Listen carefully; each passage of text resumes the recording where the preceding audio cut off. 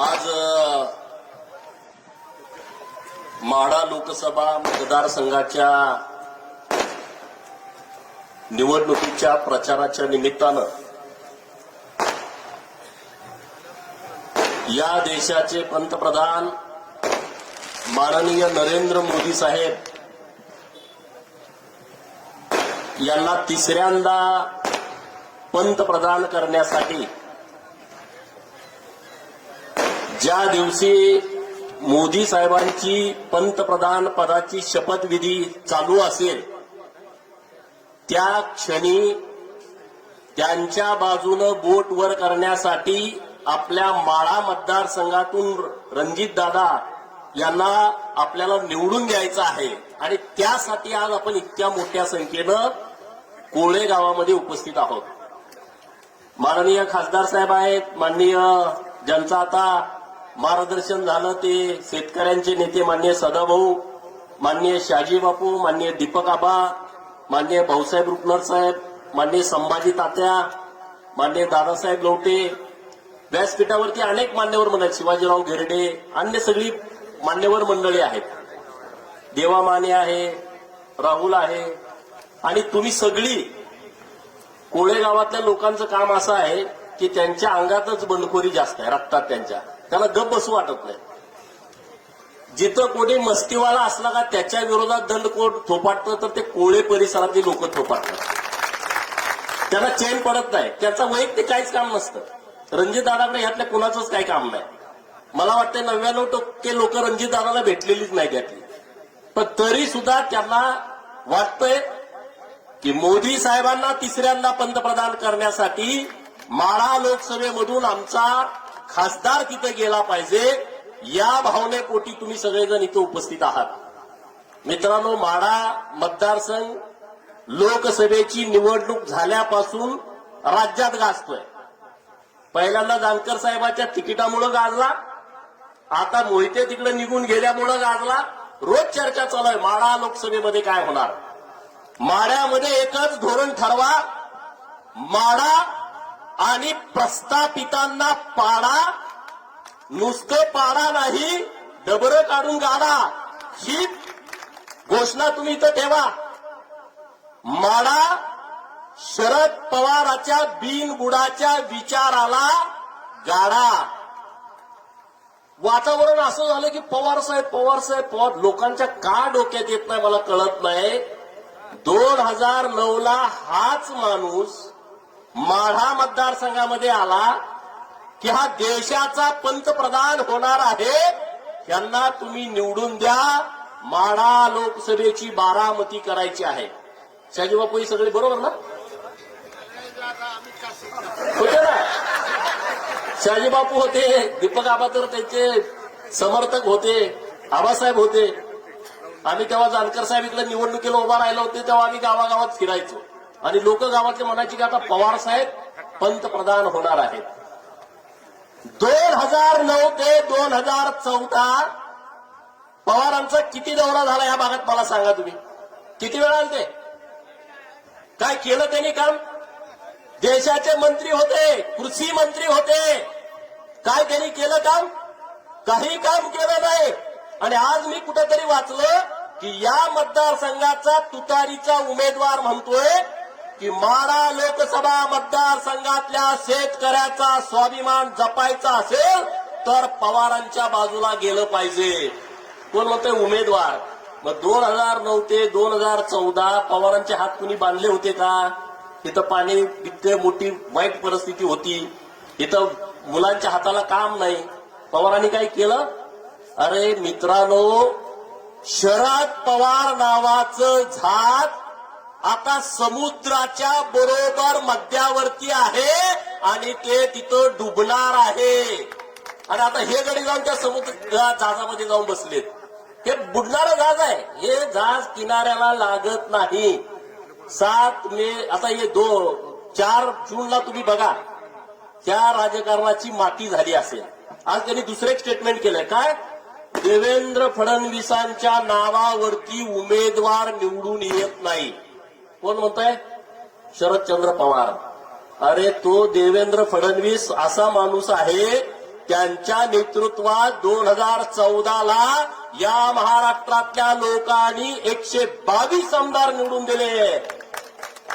तोच देवेंद्र फडणवीस आहे, त्यांच्या नेतृत्वात 2019ला या महाराष्ट्रातल्या लोकांनी 105 आमदार निवडून दिले आणि 42-43च्या वर खासदार निवडून दिले. पवार पूर्वी मी त्यांना म्हणायचो 3.5 जिल्ह्याचा नेता आहे, 3.5 जिल्ह्याचा स्वामी आहे. आज याच देवेंद्र फडणवीसांच्यामुळं शरद पवारांना बारामतीतल्या गल्ली बोळात फिरावं लागतंय. 3.5 जिल्ह्यामध्ये जायला सुद्धा त्यांना वेळ दिलेला. ही परिस्थिती आता निर्माण झाली आहे आणि त्यामुळं मी तुम्हा सगळ्यांना विनंती करेन, माढा लोकसभा मतदारसंघातल्या लोकांना, आमचं धोरण काय आहे, रणजित नाईक निंबाळकरांचं मिशन काय आहे, देवेंद्रजी फडणवीस साहेबांचं मिशन काय आहे, एकच मिशन, माढा सिंचन. हेच धोरण आहे आमच्या या नेतृत्वाचं. मी दुष्काळी पट्ट्यातला आहे, मी दुष्काळी तालुक्यातला आहे. आपण अनेक वेळा एकत्रित आंदोलन केलेले आहे. पाणी चळवळ, पाणी परिषद आटपाडीला व्हायची नागनाथ अण्णांच्या नेतृत्वाखाली. 13 दुष्काळी तालुक्याची, त्यामध्ये आटपाडी होता, खानापूर होता, कडेगाव होता, कवटेमंकाळ होता, जत होता, मंगळवेढा, सांगोला, फलटण, माळशिरस, तिकडं पलीकडं खटाव, कोरेगाव, या 13 तालुक्यांची दुष्काळी परिषद असायची. त्यामध्ये या सगळ्या मोठ्या नेतृत्वांची भाषणं असायची. आदरणीय गणपतराव बाबांच्या पासून शहाजी बापूंच्या पर्यंत ती सगळी लोक मार्गदर्शन करायची. तेव्हा आपल्याला पटायचं नाही कृष्णेचं पाणी इकडे येऊ शकतं. ही पहिल्यांदा संकल्पना मांडली नागनाथांना नायकवडीनी आणि ती संकल्पना सत्यात आणण्याचं काम केलं 95 ते 99च्या युती सरकारनं आणि नंतर 2014 ते 2019 आणि 2022 नंतर आतापर्यंत काम करणाऱ्या माननीय एकनाथ शिंदे आणि देवेंद्र फडणवीस साहेबांच्या सरकारनं हे काम केलं. मित्रांनो, हे विसरताच कामा नाही कुणी. जो शेतकरी आहे, ज्याच्या शेतात पाणी आलाय, ज्याच्या बांधावरती पाणी आलाय, ओढ्या नाल्यात ओघळीत पाणी आलाय, नदीमध्ये पाणी आलाय, आपण विसरता कामा नाही मित्रांनो. ज्यांच्यामुळं, अरे हे सोपं काम नाही, 40-40, 50-50 हजार कोटी रुपये दिले नरेंद्र मोदी साहेबांनी. केंद्र सरकारचा पैसा आहे, राज्य सरकारचा पैसा आहे आणि म्हणून आज आपण काय संघर्ष करतोय, आमच्याकडे पाणी सोडा. 5 वर्षापूर्वी आपण काय संघर्ष करत होतो, 7-8 वर्षापूर्वी काय, आम्हाला पिण्याचा टँकर द्या, आम्हाला चारा छावणी द्या. अजून तुमची बिलं निघायचे. सांगोल्याचे सगळे चारा छावणीवाले भेटतात, आमची बिलं काढा. चारा छावण्या होत्या का नाही तुमच्याकडे? 100-150 चारा छावण्या होत्या. ही परिस्थिती बदलली. मागे आम्ही समाधान औताडे साहेबांच्या प्रचाराला गेलो. मी तिथं 15 दिवस होतो.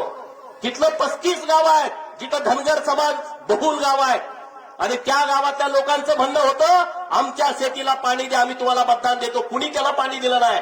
आतापर्यंत सगळी आश्वासनं.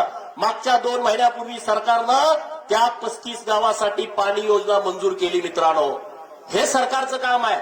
दुष्काळी पट्ट्याच्या तर कुठल्याच शेतकऱ्यानं या महाआघाडीच्या बाजूला मतदान करायला नाही पाहिजे. मित्रांनो, हे जर खरं तुम्हाला राजकारण कळत असेल तर तुम्ही सगळे ताकदीनं भारतीय जनता पार्टीच्या बाजूने उभं राहाल. मित्रांनो, माढ्यामधली परिस्थिती काय आहे, काय निवडणूक. अरे मी आणि सदाभाऊ दोघं आम्ही आमदार आहे. भाऊ, आपण किती प्रामाणिकपणे काम करतोय. अरे या लोकांना आमदारक्या दिल्या, ह्या लोकांना कारखाने वाचवले, ह्या लोकांना एवढी पदं दिली, तरीही भारतीय जनता पार्टी बरोबर प्रामाणिक राहत नाहीत. मग भारतीय जनता पार्टीनं नेमकं काय केलं पाहिजे?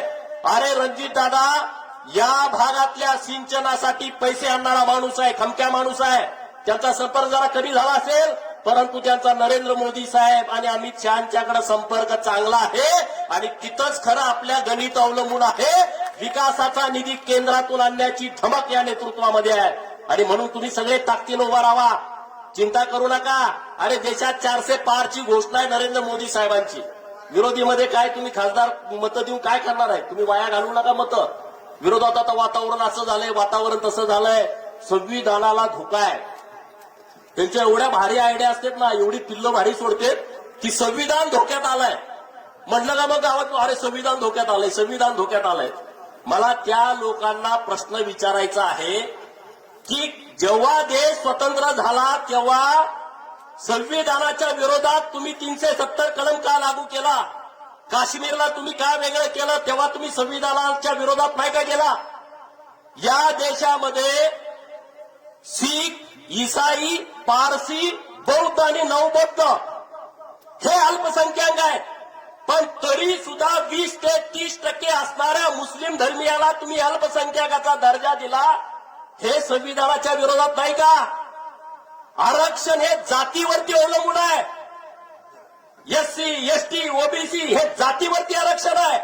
आपल्या लोकशाहीमध्ये, आपल्या संविधानामध्ये धर्मावरती आरक्षण दिलं जात नाही.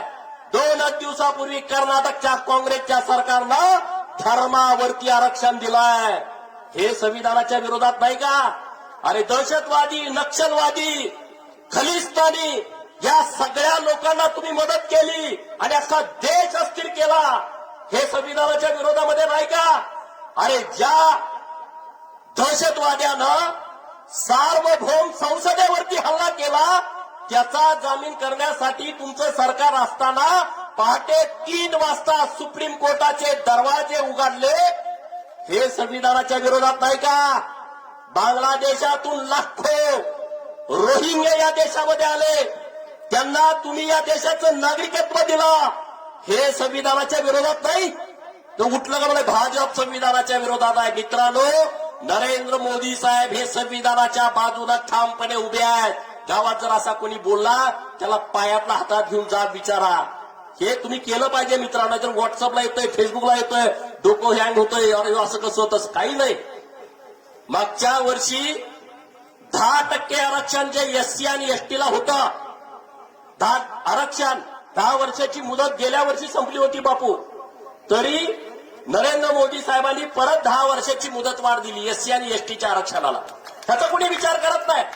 जर हे आरक्षणाच्या विरोधामध्ये असते, हे संविधान बदलायला निघाले असते, तर हे एससी आणि एसटीच्या आरक्षणाची 10 वर्षाची मुदत दर वेळेस देतात ती संपली होती, ती 10 वर्षाची मुदत परत वाढवून दिली.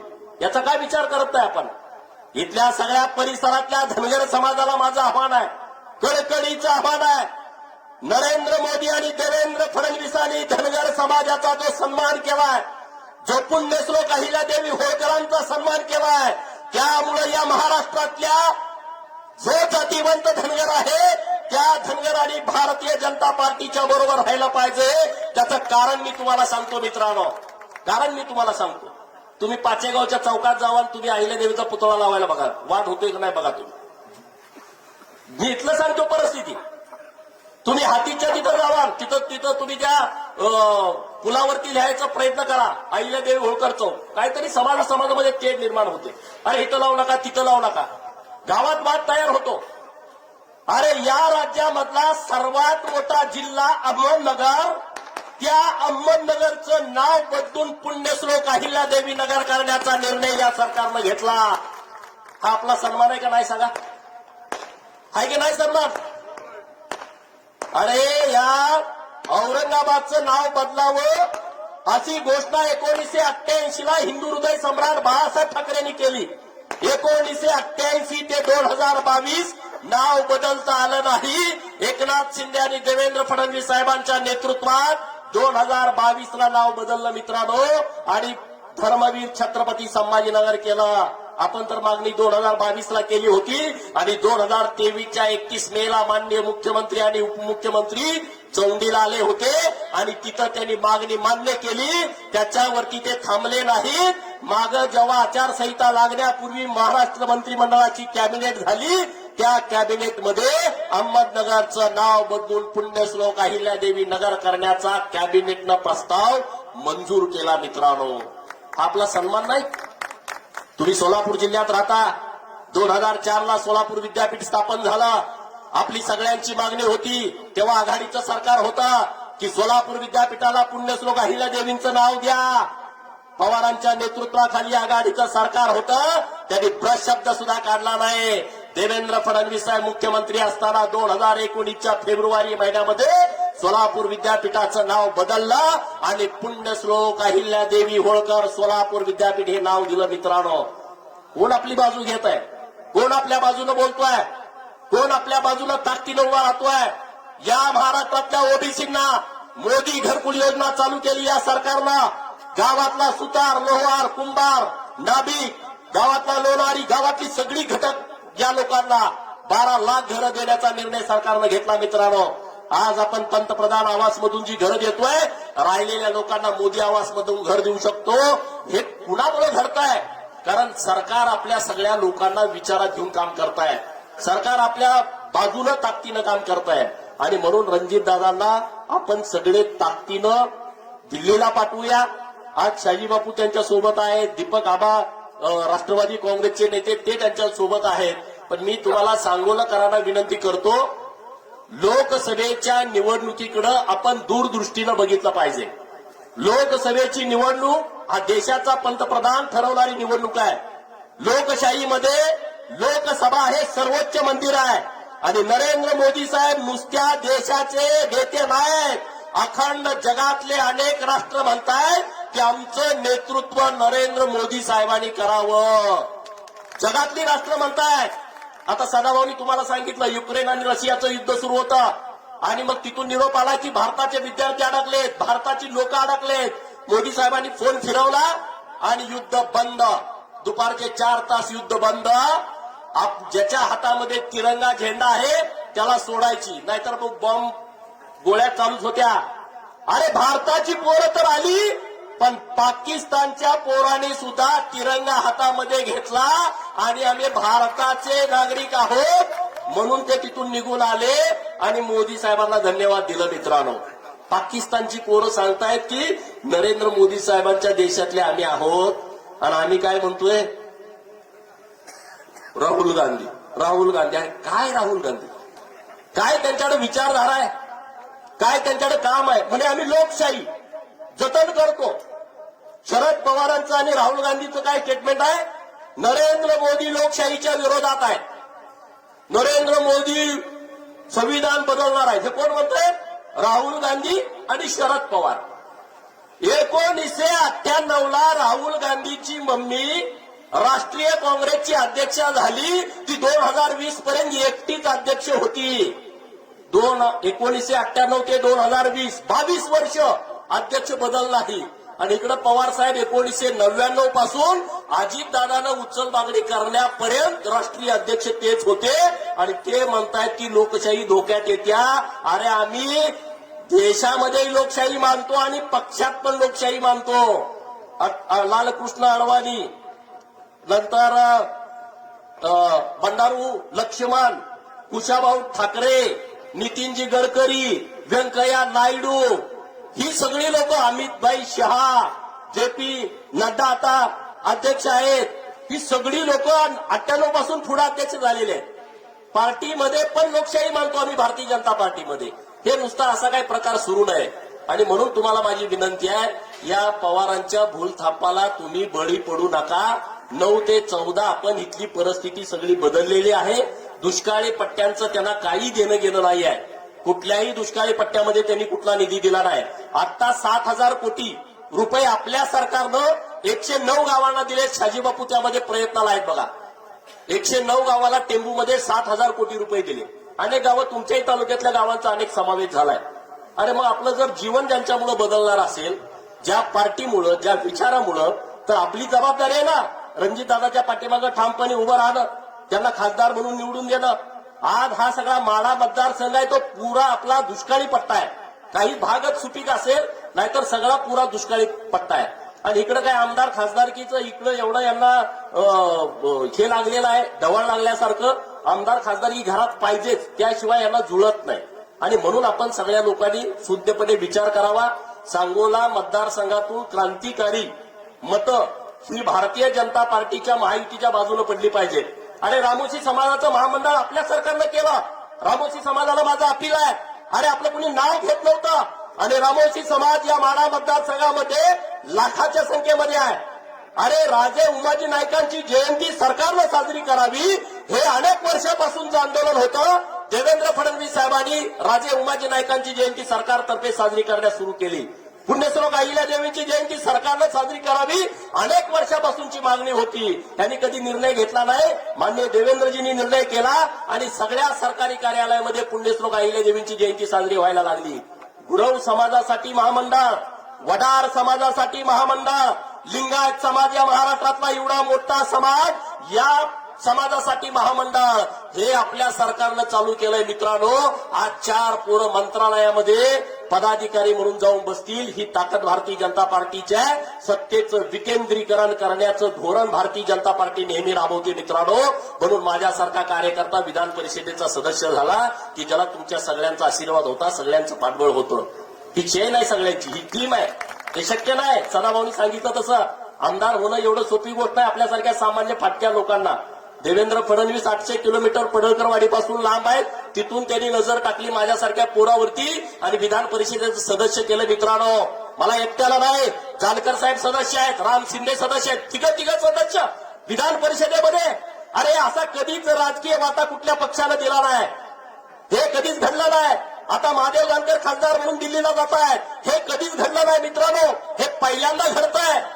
पवारांनी सांगितलं होतं मी धनगर समाजाला सीट देणार, म्हणले होते का नाही?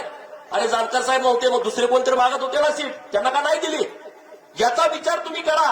हे नुसतं दाखवायचं एक, बोलायचं एक, करायचं वेगळं, हे सगळं राजकारण सुरू आहे. असल्या राजकारणाला बळी पडू नका. पवार साहेब लय अडचणीत आहे, पेटू दे ना तिकडे. तुम्हाला काय पडलंय? तुम्ही इतके वर्ष अडचणीत होता, पिढ्यानपिढ्या अडचणीत होता. त्यांनी तुमच्याकडे बघितलं? आपला आजा गेला, पंजा गेला, बाप गेला या लपड्यामध्ये. कधी त्यांनी बघितलं आपल्याकडे ढुंकून? नाही, पवार साहेब लय अडचणीत आहे, लय वय झाले ना आता. अरे बसू दे ना घरामध्ये, तुम्ही कशाला चिंता करताय? हे असलं भावनिक तुम्ही होऊ नका. मुद्द्यावरती या, मुद्द्यावरती बोला. धनगर समाजाच्या आरक्षणाच्या बाबतीमध्ये सरकारकडेच पाठपुरावा करून त्यांच्याकडूनच आपल्याला मार्ग काढायचा आहे. हीच लोक काहीतरी मार्ग काढू शकतात, दुसरा माणूस मार्ग काढू शकत नाही. त्यामुळं तुम्ही सगळ्या विषयामध्ये सिरियसली व्हा. बहुजन समाजाला आव्हान आहे, गरीब मराठा समाजाला आव्हान आहे. अरे गरीब मराठा समाजाची पोरं यादी घ्या. सारथी नावाची संस्था स्थापन केली देवेंद्र फडणवीसांनी. या सगळ्या प्रस्थापितांनी विरोध केला होता. हजारो पोरं कलेक्टर, IPS, तहसीलदार, प्रांत, BDO, PSI हजारो पोरं झाले. हे गरीब मराठा समाजाची मुलं आहेत. त्याच धर्तीवरती ओबीसी साठी महाज्योती नावाची संस्था काढली. अरे गावातली पालात राहणारी पोरं आता अधिकारी व्हायला लागली. सगळा खर्च महाज्योती संस्था देते. हे इतकं मोठे बदल झालेले आहेत या सगळ्या काळामध्ये. त्याचा विचार आपल्या सगळ्या लोकांनी सुज्ञपणे केला पाहिजे. सुज्ञपणे तुम्ही विचार करा आणि मतदान करा. नरेंद्र मोदी साहेबांसारखा एक निष्कलंक माणूस मिळालाय. अरे आता आपल्या मनामध्ये काळजी लागली आहे. घरी जायचं आहे, धारा काढायच्या आहेत, दारात धरायचे आहेत, मळ्यात जायचं आहे, जनावरं बांधायचे आहेत. आपल्या प्रत्येकाच्या मनात आहे. मोदी साहेबांना असं काहीच नाही. घर नाही, दार नाही, प्रपंच नाही, संसार नाही, बायका पोरं काहीच नाही. आजही त्यांचा एक भाऊ पेट्रोल पंपावरती तेल भरायचं काम करतो आणि दुसरा भाऊ 10 बायच्या 10च्या गाड्यामध्ये पतंग विक्रीचं त्याचं दुकान आहे. मला सांगा, कोळेगावचा सरपंच जरी झाला तर त्याच्या भावाचं 10 बायच्या 10 गाड्या दुकान असतं का हो? कितीतरी सरपंच इथं बसलेत. असते काय पगारानं?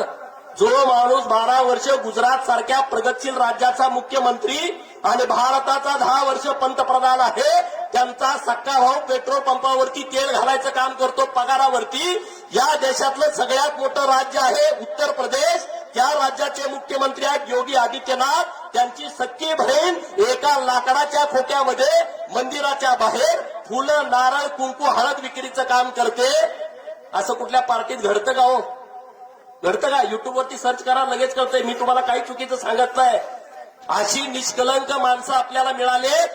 नरेंद्र मोदी साहेब पंतप्रधान झाल्यानंतर काय झालं? 2-3 गोष्टी मी तुम्हाला सांगतो. त्यांनी इथेनॉल आणलं. रणजितदादाच्या कारखान्यावर पण इथेनॉल तयार होता. इथेनॉलची पॉलिसी आणली. काय पॉलिसी आहे? त्यांच्या डोक्यामध्ये आलं की या देशातल्या ऊसाच्या शेतकऱ्याला भाव द्यायचा असेल तर आपण काहीतरी नवीन आयडिया आणली पाहिजे. इथेनॉल आणलं आणि ते पेट्रोलमध्ये मिक्स करायला सुरू केलं. मित्रांनो, या वर्षी 44,000 कोटी रुपये, किती? 44,000 कोटी रुपये पेट्रोलसाठी बाहेरच्या देशात जाणार होते. ते पैसे आपले इथेनॉलमुळे गेले नाहीत आणि ते 44,000 कोटी तुमच्या खात्यावरती 2-2 हजार रुपये म्हणून तुमच्या सगळ्या शेतकऱ्यांना दिले. हे मोदी साहेबांची आयडिया आहे. की मोदी साहेबांचे पैसे कुठनं आले? पैसे कुठं? हे असे नवीन हुशार माणसं आहेत आपल्या नेतृत्वामध्ये. दुसरा विषय, मिलिटरीवाले आपल्या गावात कितीतरी मुलं आहेत, त्यांना जाऊन विचारा. मिलिटरीवाले मोदी साहेब आल्यानंतर काय बदल झाला? अगोदर मिलिटरीवाल्यांच्या वरती अतिरेकी गोळ्या घालायचे, पाकिस्तानचे सैनिक गोळ्या घालायचे, चीनवाले गोळ्या घालायचे आणि मग हेच चालू करायचे की आम्हाला परवानगी द्या. तिकडून अटॅक व्हायला लागलाय. परवानगी उस्तर आपली 4 10 लोक आपली धारातीर्थ पडायची, शहीद व्हायची. मोदी साहेब आल्यानंतर काय बदल झाला? मी एका मिलिटरीवाल्याला विचारलं काय बदल झालाय की मोदी साहेब पंतप्रधान झाल्यानंतर. मला व्हिडिओ कॉल करा. व्हिडिओ कॉल केल्यानंतर 2, 3, 4 गोळ्या धडा धडा धडा धडा झाडल्या. मी म्हटलं काय केलं? हा बदल आहे. 4 गोळ्या झाडायला आम्हाला कुणाची परवानगी घ्यावी लागत नाही. 4, 10, 50 आम्हाला आता कुणाचीच परवानगी घ्यावी लागत नाही. हा बदल आहे. याच्या पुढे गेलं, आपण सगळी शस्त्रास्त्र खरेदी करायचो बाहेरनं. मला वाटतं दादा त्या कमिटीवरती आहेत. शस्त्रास्त्र आपण सगळी बाहेरनं आयात करायचो. पहिल्यांदा नरेंद्र मोदी साहेबांच्या नेतृत्वात यावर्षी 22,000 कोटीची शस्त्रास्त्र 83 देशांना 2800 प्रकारची वेगवेगळी शस्त्रास्त्र निर्यात केलेली आहेत. नरेंद्र मोदींच्या नेतृत्वात एवढ्यावरती ते थांबले नाहीत. बाहेरच्या राष्ट्रातली काही शस्त्र आपल्याला घ्यायची असली तर आपल्या पॉलिसीमध्ये बदल केला. पहिली 50% शस्त्र आपण विकत घेणार, दुसऱ्या 25% शस्त्रास्त्रामध्ये तो देश आणि आपला देश अशी पार्टनरशिप असणार आणि राहिलेल्या 25% त्यांनी त्यांची कितीही महत्वाची टेक्नॉलॉजी असली तर ती त्यांनी आपल्या भारताला द्यायची. म्हणजे परत आपण त्या देशाकडे शस्त्र मागायला जाणार नाही. ती शस्त्र आपण आपल्याच भारतात तयार करणार. हे राहुल गांधीला कळलं, हे शरद पवारांना कळलं, हे शरद पवारांच्या पार्टीच्या विचारात कोणी काम करते त्याला कळलं का हो? हे गणित त्याला कळलं. कुठला कारखाना बंद पाडायचा, कुठला ढापायचा, कुठली सूतगिरणी बंद पाडायची, कुठली ढापायची, जाता जाता हेलिकॉप्टर मधलं कुठलं रान मोकळं आहे त्याचा 7-12 गोळा करायचा, ती पोरीच्या नावाकडे. ह्यात पवाराचं डोकं फाट चालतंय. पवाराचं डोकं देशहितामध्ये चालत नाही. मुंबईमध्ये 12 बॉम्बस्फोट झाले, शिवगडी म्हणला 13 झाले. 13 कुठं झाला? मशिदीत झाला. त्यांच्या त्या पुस्तकात त्यांनी लिहून ठेवलंय. देशाशी गद्दार वागणारी अवलाद आहे ही मित्रांनो. हा विषय तुम्ही समजून घ्या. मुंबईमध्ये हजारो लोक आपली मृत्युमुखी पडली. सगळ्या मुंबईमध्ये रक्त रंजित सगळी मुंबई झाली आणि तुम्ही असे प्रकार करता. आणि तुम्ही सगळी लोक शून्य आहात. तुम्ही तर सगळे आहात आपली माणसं. पण त्या लोकांना समजावून सांगा की जी आमच्या विरोधामध्ये मतदान करायची भाषा करतायत त्या लोकांना समजावून सांगा नरेंद्र मोदीच्या बरोबर जाणं गरजेचं काय. आणि राहुल गांधी नुसता मोदीच्या विरोधात असता मला काळजी वाटली नसती. अखिलेश यादव, अरविंद केजरीवाल, ममता बॅनर्जी, तिकडे लालू प्रसादाची 2, 3, 4 काय पोरं आहेत ती विरोधात असती मला काळजी वाटली नसती. तिकडचा स्टॅलिन, तिकडे तामिळनाडूवाले, केरळवाले विरोधात असते मला त्याची अजिबात काळजी वाटली नसती. इकडे मुंबईमधला उभाटा उद्धव ठाकरे असेल किंवा शरद पवार असतील हे विरोधात ह्याची मला काळजी वाटली नसती. परंतु चीन सारख्या राष्ट्राला वाटतंय की नरेंद्र मोदी तिसऱ्यांदा भारताचा पंतप्रधान झाला नाही पाहिजे याची काळजी मला वाटते आणि ती तुम्हालाही वाटायला पाहिजे. पाकिस्तान सारखं राष्ट्र म्हणताय नरेंद्र मोदी तिसऱ्यांदा पंतप्रधान झाला नाही पाहिजे याची काळजी या देशातल्या प्रत्येक नागरिकाला वाटली पाहिजे.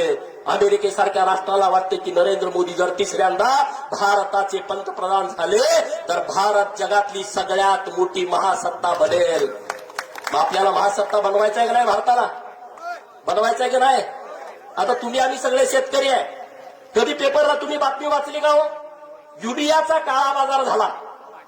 पेपरला बातमी आली त्या 3, 4, 5 वर्षामध्ये टीव्हीला बातमी आली का नाही आली? जेव्हा जेव्हा आपल्याला युरिया लागायचा तेव्हा बातमी यायची युरियाचा काळा बाजार झाला आणि युरिया महाग व्हायचा. का नाही आली? निम कोटेड नावाचा युरिया काढला. केंद्र सरकारने शास्त्रज्ञाला पुढे घालून टेक्नॉलॉजी डेव्हलप केली. निम कोटेड युरिया काढला. त्याचा भेसळमध्ये उपयोगच होत नाही, त्यांना कुणी घेत नाही, त्यामुळे आता त्याचा काळा बाजार होत नाही. हे शेतकऱ्याच्या बाजूने नाही. हा निर्णय अनेक निर्णय शेतकऱ्यांच्या बाजूने केले मित्रांनो. इथं कोण आहे असा की ज्याला किसान सन्मानचे पैसे मिळत नाहीत शेतकऱ्याला? 2-2 हजार रुपये मिळाले कुणाला त्यांनी बोटवर करा. 2-2 हजार रुपये तुम्हाला मिळाले, तुम्ही कुणाला भेटला? तुम्ही कुणाला लाच दिली? तलाट्याला दिली, कुणाला तहसीलदारला दिली, सर्कलला दिली, कुठल्या पुढाऱ्याला भेटला? कुणाच्या घरामध्ये उज्ज्वला गॅस मिळालाय? कुणाच्या घरामध्ये उज्ज्वला गॅस मिळालाय? कुणाच्या घरामध्ये 5 किलो धान्य मिळतंय मोफत? की मार्ग, नॅशनल हायवे, पाण्याचे विषय, किती विषय मार्गी लावले. आणि आणखी राहिलेले विषय मोदी साहेब म्हणतात हा ट्रेलर आहे, पिक्चर अजून बाकी आहे. पिक्चर आपल्याला पुढे बघायचा आहे. अरे मेडिकल कॉलेजची पॉलिसी बदलली नरेंद्र मोदी साहेबांनी. आपल्या इथं एमबीबीएस, बीडीएस, बीएमएस ला कोणाच्या घरातल्या मुलाचं ऍडमिशन आहे का? मेडिकलला पहिल्या सगळ्या सीटा ह्या मेडिकल कॉलेजच्या चेअरमनला मिळायच्या. त्या चेअरमनच्या विरोधात कुणी जात नव्हतं. मोदी साहेबांनी पॉलिसी बदलली आणि आता त्यांना फक्त नुसती फी ठेवलेली आहे. केंद्र सरकारने फी निश्चित केली आहे आणि तिथं आपल्या गरीबाची मुलं ऍडमिशन घेतात. एवढे सगळे बदल झालेत. सांगत बसलो तर रात्रापुरी पडेल. माझ्यानंतर वक्ते बोलणार आहेत, बापू बोलणार आहेत, रणजित साहेब बोलणार आहेत. तर तुम्हाला माझी विनंती आहे, कोळे परिसरातल्या लोकांना विनंती आहे, त्या तुम्ही कुठल्या विचारात अडकू नका. लोकसभेची ही निवडणूक आहे, विधानसभेची ही निवडणूक नाही आहे, जिल्हा परिषद पंचायत समितीची ही निवडणूक नाही आहे. देशाचं भवितव्य ठरवणारी ही निवडणूक असल्या कारणानं कोण कुठं गेला ह्याच्याकडे तुम्ही लक्ष देऊ नका. जो कोणी असेल तो उभा राहील तेव्हा तुम्ही त्यांच्या पाठीमागे उभा राहावा. आता रणजित दादांच्या पाठीमागे तुम्ही सगळे ताकदीनं उभा राहावा एवढी तुम्हाला कळकळीची विनंती करतो आणि थांबतो. जय हिंद, जय भारत.